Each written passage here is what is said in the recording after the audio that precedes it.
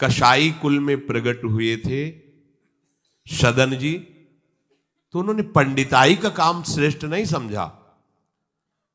स्वधर्मो निधनो श्रेया परधर्मो भयावहा।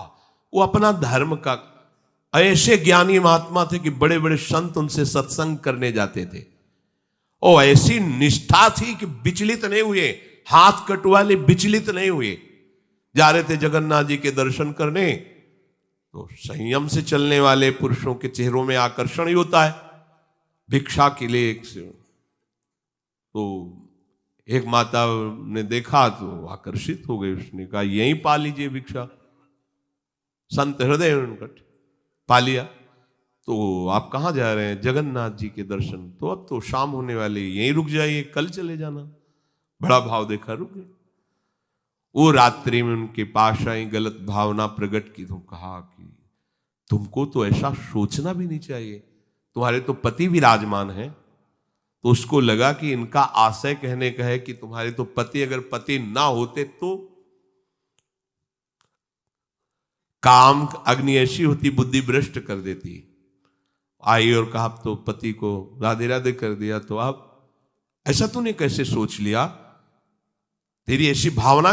बोले अब ज्यादा हमारे सामने बाबागिरी नहीं, अब हम जो कहें वही कहो, नहीं तो हम जब पति को मार सकती तो तुम्हें अभी पूरी जनता से मरवा सकती है, तो उनका प्राण दे सकता हूं, धर्म से विमुख नहीं हो सकता। उसने मचा दिया हल्ला, लोग एकत्रित, देखो देखो ये धर्म करने का फल।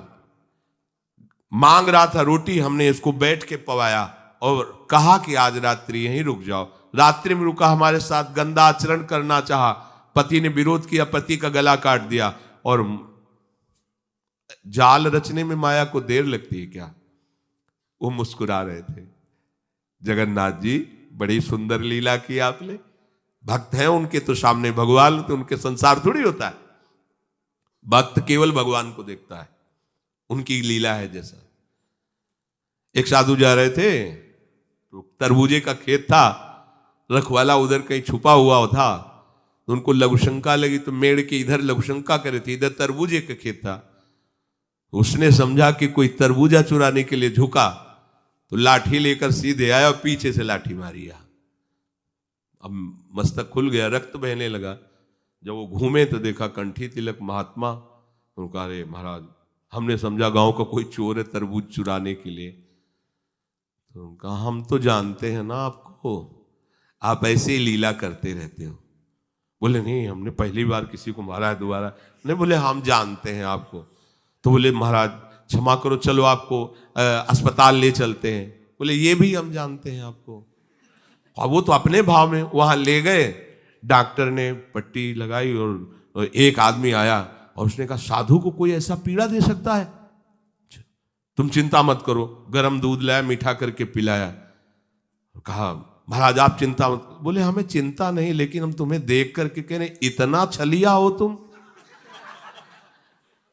मतलब हमने क्या, दूध है, चीनी है, इसमें मिला दिया हमने, कोई और तो इसमें जहर तो मिलाया नहीं। हम जान रहे हैं ना, तुम ही वो पहले लाठी से मारा, फिर अस्पताल लाए, तुम ही ने पट्टी बांधी और तुम ही हमें दूध पिला। बोले महाराज नहीं, ऐसा ऐसा करके फंसा क्यों रहे हो हमको, हमने ऐसा। बोले हम तो अब तुम हमें भुलावे में नहीं डाल सकते, तुम ही हो, तुम ही हो। वो अपने भाव में है, वो सामने वाले का। तो साधु अपने भाव में होता है। तो सदन जी आनंदित है, हे भगवान ये तुम्हारी लीला है। राजा के पास सुबह पेश किया गया उनको बांधकर। उनसे पूछा तुमने अपराध किया? तो उनका ऐसा नहीं। बोले ये आपके, तो बोले जो कह रही है इसमें भी भगवान की कृपा है। अब वो इस बात को समझ नहीं पाए। एक बार उन्होंने कह दिया ऐसा नहीं, पर जब दोबारा कि ये तो सत्य कह रही, तो उनका ये भी भगवान की इच्छा होगी, इसमें भी भगवान की कृपा है। तो बोले इनके दोनों हाथ काट दिए जाए। साधु है, प्राणदंड तो नहीं, इतने हाथ काट दिए गए, छोड़ दिया जगन्नाथ जी के सामने। कहा प्रभु हाथ तो वही ले लिए थे, ले जोड़ के प्रणाम करते आपको। वो आप तो सब जान ही रहे, अपराध नहीं, इसलिए देखो हृदय आनंदी थे इतने कष्ट में। और जे भी ऐसे हाथ जोड़ने को किया, नवीन हाथ जागृत हो गए। और भगवान प्रसन्न होकर के, भगवान जब बातचीत करते हैं तो यही बातचीत अपने से होने लगे तो आप नहीं सुन पाएंगे, जिससे होगी वही सुन पाए। भगवान ने कहा तुम्हारा हमारे प्रति तनिक भी रोष नहीं आया कि बिना किसी गलती के तुम्हारे ऊपर आरोप और ये दंड। बोले प्रभु हर चेष्टा में मुझे आपका प्यार दिखाई देता है।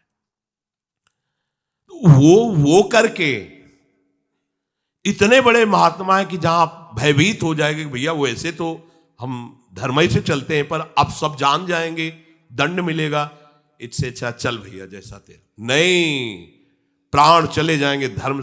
और कार्य क्या करते हैं, ये अपने कर्म को छोटा मत समझो, चाहे किसानी हो, चाहे व्यापार हो, छोटी सी दुकान है, अच्छा है, नाम जप कर रहे हो, 10, 20, 50, 100 जो भी मिले, आटा दाल नमक रोटी खाओ पियो, तुम्हारा परिवार आगे चलकर बहुत उन्नति को प्राप्त होगा।